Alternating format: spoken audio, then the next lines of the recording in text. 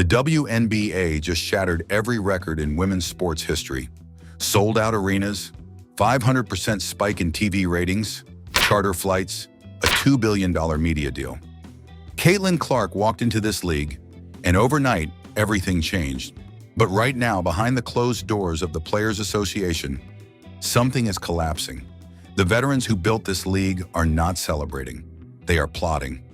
The same union that should be cashing in on the biggest financial boom in WNBA history. The WNBA draft is this Monday, and Iowa star Caitlin Clark is expected to be the #1 pick. Is quietly pushing a strategy that could erase every single gain in one move. And the mainstream media, they are not going to touch this story. We will. Stay locked in. The truth drops right now. The overnight empire. 5 years ago, if you told someone the WNBA would be the hottest sports story in America, they would have laughed you out of the room. The league was running at a loss. According to the NBA was quietly subsidizing its operations just to keep franchise lights on. Average attendance at games hovered somewhere between a high school playoff and a minor league baseball crowd. Sponsors were not calling. Networks were not bidding. The league existed, but barely, and mostly because the NBA chose to keep it on life support. Then came the 2024 season. Caitlin Clark entered the Indiana Fever as the #1 overall draft pick, and she did not just make her team better. She rewired the entire economics of women's basketball overnight. One player, one season. The entire financial foundation of the sport shifted beneath everyone's feet before most people even realized it was moving. The numbers tell a story that even the harshest critics could not ignore. The Indiana Fever's games drew the highest viewership in WNBA history. The April 2024 draft alone pulled in 2.45 million viewers, a 307% increase over the prior year. The league's national TV ratings jumped by more than 100% overall during the regular season. Arena after arena sold out. Teams that had struggled to fill half their seats suddenly had waiting lists for season tickets. So we have a practice team that's just all guys. They have to be students at the university. The Connecticut Sun sold out every home game for the first time in franchise history, and Clark was not even on their roster. Her presence in the league lifted every boat in the harbor. The merchandise numbers were just as staggering. Clark's Fever jersey became the top-selling jersey across all of women's professional sports within weeks of the draft. Retailers ran out of stock. Fever gear started showing up in cities that had never had a connection to Indiana basketball. In her first season, she broke the WNBA's all-time rookie scoring record, a record that had stood for decades. She won Rookie of the Year. She earned an All-Star selection. By October, she had signed a lifetime shoe deal with Nike, reportedly worth close to $28 million. First reported that Nike teamed up with federal investigators to shut down a suspected illegal counterfeiting operation. The largest endorsement deal in women's basketball history. She ended the season as arguably the most watched athlete in American sports. Across any league, any sport, any gender, the league did not waste the moment. In October 2024, the WNBA announced a landmark media rights deal worth $2.2 billion over 11 years, with broadcast partners including Amazon Prime Video, NBC, ESPN, and ION. That deal was a seismic shift that nobody in women's sports had seen coming at that scale. For context, the previous deal was worth roughly $60 million over 6 years. The new arrangement represented a 37-fold increase in value, 37 times, in one negotiating cycle. Charter flights, something players had been publicly demanding for years while flying commercial on back-to-back game days, finally arrived. 3 new expansion franchises were announced, much with cities competing aggressively for spots. Golden State, Portland, and the Cleveland area all entered the conversation. Corporate sponsors that had never returned a WNBA sales call were suddenly initiating meetings. Ticket prices jumped. Broadcast slots that had aired at awkward hours got moved to prime time. Every single metric pointed in one direction. And a golden era was not approaching, it had already started. The Indiana Fever went from a team nobody outside the Midwest cared about to the most talked about franchise in American sports for a full calendar year. Their home games became events. Road games sold out in cities that had never once filled an arena for a WNBA matchup. Clark was not just a basketball story. She was a cultural moment, the kind that comes along once in a generation, if a league is lucky. So here's the question that nobody in the mainstream sports press wants to answer honestly. If everything is going this well, if the money finally arrived, if the fans finally showed up, if the television networks finally opened their checkbooks, why is the Players Union quietly preparing to burn the whole thing down? The deal nobody's talking about. In January 2025, the WNBA Players Association made a move that caught the league by surprise, and the union voted to opt out of the existing collective bargaining agreement, the contract that governs players' salaries, travel conditions, benefits, and Caitlin Clark's WNBA salary to the salaries of NBA players, and working rules 2 years before it was set to expire naturally. On the surface, this seemed like a reasonable labor move. The timing made sense. The league had just secured a massive media deal. Revenues were climbing. Players wanted their share of the new money on the table. That is a normal, expected part of sports labor negotiations. While nobody was shocked that the players wanted to renegotiate, what came next is what nobody was prepared for. But the details of what the union was actually asking for began to leak out, and the picture got complicated fast. The CBA opt-out triggered a hard deadline. If a new agreement could not be reached before the 2025 season tip-off, the union held the legal right to strike. No games, no season, no Caitlin Clark on your television screen. And the clock started ticking the moment the opt-out was filed, and both sides knew it. Here is where the story becomes something much darker than a standard pay dispute. The union's publicly stated demands included a salary cap increase, expanded roster sizes, improved maternity protections, and better mental health resources. All of that is reasonable.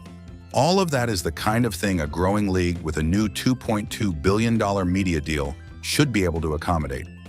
Owners and league officials had already signaled openness to those conversations. Then the other demands started surfacing. The union's most vocal leadership figures began making public statements that revealed an agenda far beyond salary increases and charter flights. The rhetoric shifted from, "We want fair compensation," to something that sounded more like a full restructuring of the league's cultural identity, who gets marketed, who gets promoted, and who the WNBA is allowed to build its brand around.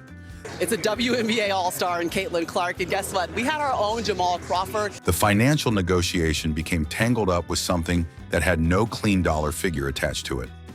Natasha Cloud, a veteran guard who had become one of the loudest voices in the Players Association, went on camera to explain that a $200,000 salary increase for mid-level players was insufficient because of taxes and because of New York housing costs. She argued that after federal and state taxes, a player in a high-cost city would not actually see the full benefit of that raise.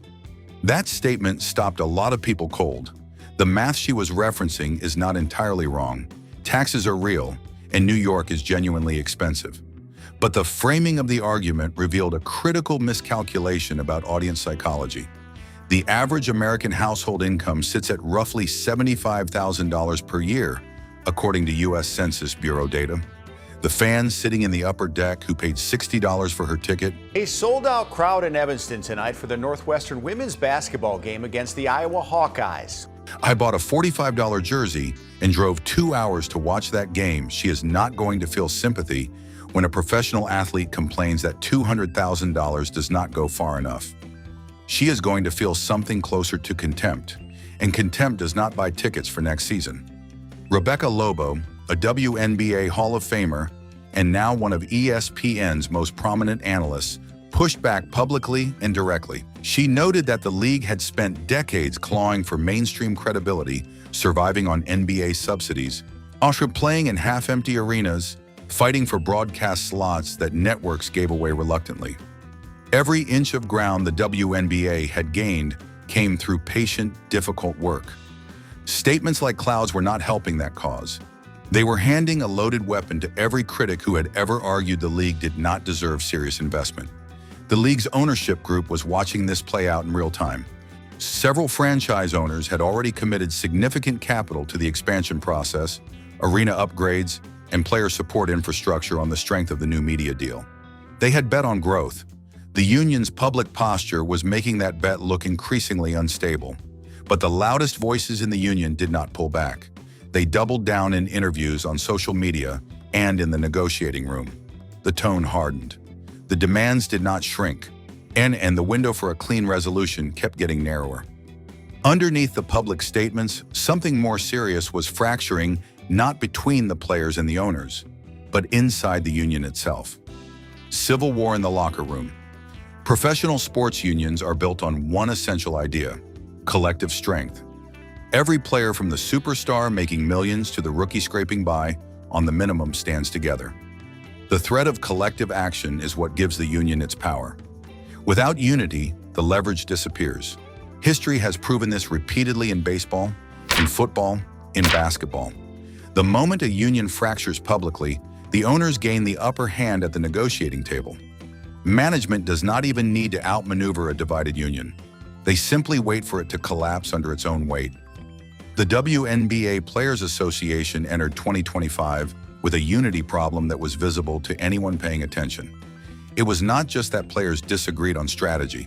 The disagreement ran along lines that cut much deeper lines of financial security, career stage, and cultural identity. This was not a minor internal debate about negotiating tactics. This was a full structural split, and both sides of it were digging in. On one side stood the veteran players, many of them well-established, with overseas contracts in leagues across Turkey, Spain, France, and Russia that paid competitive salaries during the WNBA offseason. Whilst players at that level routinely earn between $300,000 and $500,000 for a European season, their financial cushion was real. A missed WNBA season would be an inconvenience, not a crisis. They could absorb it. They were also the players most invested in the ideological direction the union's leadership had been steering toward, framing the labor dispute not just as a wage negotiation, but as a broader cultural movement with political dimensions that extended well beyond the bargaining table. And on the other side stood the working players. The mid-tier veterans make between $80,000 and $130,000 a year in WNBA salary. The second-year players still learning how to budget around a professional paycheck that sounds substantial until you factor in taxes, agent fees, training costs, and the reality that the WNBA season runs only 5 months. The rookies who had not yet built the reputation or the connections to land overseas contracts. For these players, the WNBA paycheck was not supplemental income. You might be surrounded by people making that much money to work desk jobs. It was the income. A lockout was not a political statement or a negotiating tactic. It was a direct threat to their ability to pay rent, cover medical bills, and support the people depending on them. These two groups were not just disagreeing about when to strike. They were operating from entirely different financial realities, and the union's leadership structure gave far more microphone time to the group that had the least to lose. The fracture became public when players started breaking from the union's official line, not in private group chats, but directly on camera. Kelsey Plum, one of the most decorated players in WNBA history. By Sparks guard Kelsey Plum, a member of Team Fee this weekend. Kelsey, as always, I appreciate you making the time. With a championship ring and a long career of respected play, went on record without hedging. She wanted to play. When she pushed back against the strike threat clearly and specifically, arguing that the league had built something rare and fragile in 2024, and that torching it over a negotiation that could be resolved at the table made no sense. Her position was not softly worded. She named the risk directly. Breanna Stewart, a two-time WNBA champion and one of the most globally recognized players the league has ever produced, aligned with the same message. Stewart had the stature and the financial security to stay quiet and let the union handle it. She chose not to. That choice meant something. Other players followed, not all of them publicly, but enough that the pattern became impossible to ignore. Some were vague enough to maintain deniability, others were not. The phrase "greedy and selfish" appeared in posts that were clearly directed at union leadership, written by the players that leadership claimed to represent. Jason Whitlock, a sports analyst who built his career on saying the thing that broadcast-friendly commentators avoid, described the situation plainly. The WNBPA had no idea what it was doing. Its own members were contradicting it in public. The institution was consuming itself. That description was accurate. A labor union where the membership openly attacks the leadership on social media is not a functioning collective bargaining unit. It is an organization in crisis and on making high-stakes decisions with no internal consensus and no coherent strategy. The middle-tier player caught inside that environment faced a trap with no clean exit.